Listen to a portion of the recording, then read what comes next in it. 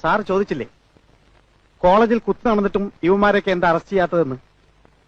സാക്ഷികളില്ലെങ്കിൽ പോലും എനിക്ക് അറസ്റ്റ് ചെയ്യാമായിരുന്നു.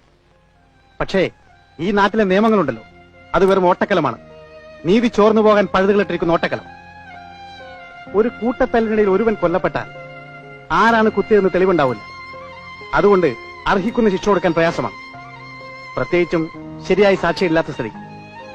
പ്ലാൻഡ് മർഡറിന് ശിക്ഷ എന്താണെന്നറിയാമോ? തൂക്കിക്കൊല്ലുക. ഈ നാട്ടിലെ 90% കൂട്ടത്തല്ലുകളും കൊലകളും പ്ലാൻഡാണ്.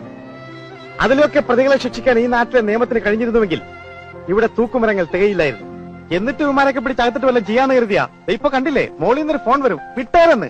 എന്ത് പോക്കത്രം കാണിച്ച് ആര് അറസ്റ്റ് ചെയ്താലും അവരെല്ലാം ഓരോ പാർട്ടി പ്രവർത്തകരായിരിക്കും.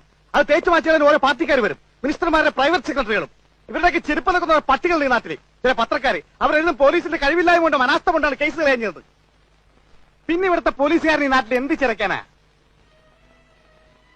സോറി, ഞാനൊരല്പം ഇമോഷണൽ ആയിപ്പോയി. കാക്കിയിട്ട ഇമോഷൻസും സെന്റിമെന്റ്സ് ഒന്നും പാടില്ലെന്നാ. പോലീസുകാരെന്നൊരു പേരേ ഉള്ളൂ. ശരിയായിട്ടുള്ള കള്ളന്മാര് ഞങ്ങളാ, ജീവിക്കാൻ വേണ്ടിയാ.